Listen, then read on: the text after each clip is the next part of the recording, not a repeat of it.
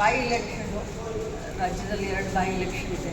ಅದು ಎರಡೂ ಕೂಡ ನಮಗೆ ಭಾಳಷ್ಟು ಪ್ರತಿಷ್ಠೆ ಕಣಗಳಾಗಿದ್ದಾವೆ.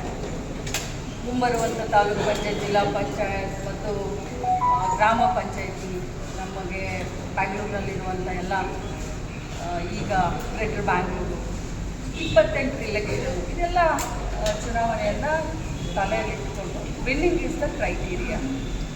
ಎಲ್ಲ ಸಮುದಾಯ, ಎಲ್ಲ ಸಮಾಜದವರನ್ನು ವಿಶ್ವಾಸಕ್ಕೆ ತೆಗೆದುಕೊಂಡು winning is the criteria. High command ಯಾರಿಗೆ ಕೊಡುತ್ತೆ ಅವ್ರನ್ನ ನಾವೆಲ್ಲರೂ ಕೆಲಸ ಮಾಡೋಣ ಅಂತ ಇದು ಸಭೆಯಲ್ಲಿ. ಇವತ್ತು ಸಭೆಯಲ್ಲಿ ಎಷ್ಟು ಹೆಸರುಗಳು ಚರ್ಚೆ ಆಗಿವೆ ಮೇಡಮ್? ಸುಮಾರು 8 ಹೆಸರುಗಳು ಸಭೆಯಲ್ಲಿ ಚರ್ಚೆ ಆಗಿದ್ದಾವೆ.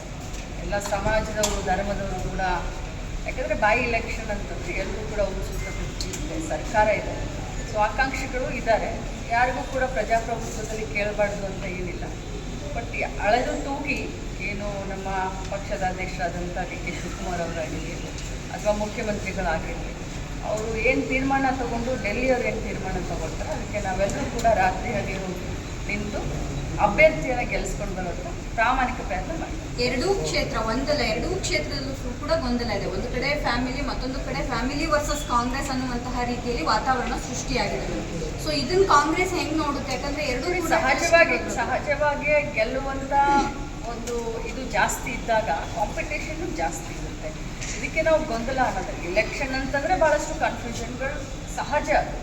ಆದರೆ ಒಮ್ಮೆ ಹೆಸರು ಅನೌನ್ಸ್ ಆದಮೇಲೆ ಮುಖಂಡರು ಎಲ್ಲರನ್ನೂ ವಿಶ್ವಾಸಕ್ಕೆ ತೆಗೆದುಕೊಳ್ತಾರೆ. ಹೆಸರು ಅನೌನ್ಸ್ ಆಗೋಕ್ಕಿಂತ ಮುಂಚೆ ಆದರೂ ವಿಶ್ವಾಸಕ್ಕೆ ತಗೊಳ್ತಾರೆ. ಆದಮೇಲೆ ಅದು ಬೇಕಾದರೆ ನಮ್ಮ 12 ಜನ ಮಂತ್ರಿಗಳನ್ನು ಒಂದೊಂದು ಕ್ಷೇತ್ರಕ್ಕೆ ಹಾಕಿದ್ದಾರೆ. ಇದೆಲ್ಲ ಕೆಲಸ ಅದೇ. ಈ ಗೊಂದಲಗಳನ್ನು, ಕನ್ಫ್ಯೂಷನ್ನ ಕ್ಲಿಯರ್ ಮಾಡಿಕೊಂಡು ಪಕ್ಷವನ್ನು ಗೆಲ್ಲಿಸ್ಕೊಂಡು ಬರೋದು ನಮ್ಮ ಜವಾಬ್ದಾರಿ. ಸೊ ಸಹಜವಾಗಿ ಗೆಲ್ಲುವಂಥ ಸ್ಥಿತಿಯಲ್ಲಿ ಭಾಳಷ್ಟು ಆಕಾಂಕ್ಷಿಗಳಿರ್ತಾರೆ. ಸೊ ಖಂಡಿತವಾಗ್ಲೂ ಗೆದ್ಕೊಂಡು ಬರ್ತೀವಿ ಅಷ್ಟೇ. ಎರಡೂ ಕಡೆ ಅನುಕಂಪದ ಅಲೆ ವರ್ಕ್ ಆಗುತ್ತಾ ಅನ್ನುವಂಥದ್ದು. ಅದರ ಜೊತೆಗೆ ಅವರ ಕುಟುಂಬದ ದಾವಣಗೆರೆಯಲ್ಲೂ ಸಹ ಮುಸ್ಲಿಮರು ನಮಗೆ ಬೇಕು ಅಂತೇಳಿ ಪಟ್ಟಿಟ್ಕೊಂಡು ಕೂತಿರುವಂಥದ್ದು ತಪ್ಪೇನಿಲ್ಲ. ಏನು ಹೈಕಮಾಂಡ್ ನಿರ್ಧಾರ ತೆಗೆದುಕೊಳ್ಳೋದು ಅದಕ್ಕೆ ನಾವೆಲ್ಲರೂ ಬದ್ಧರಾಗಿರ್ತೀವಿ. ಎಲ್ಲರೂ ಬದ್ಧರಾಗಿರ್ತಾರೆ. ಅವರು ಆಗಿರ್ತಾರೆ, ಇನ್ನೊಬ್ಬರು ಆಗಿರ್ತಾರೆ. ಕೇಳೋದ್ರಲ್ಲಿ ತಪ್ಪೇನಿಲ್ಲ. ಹೈಕಮಾಂಡ್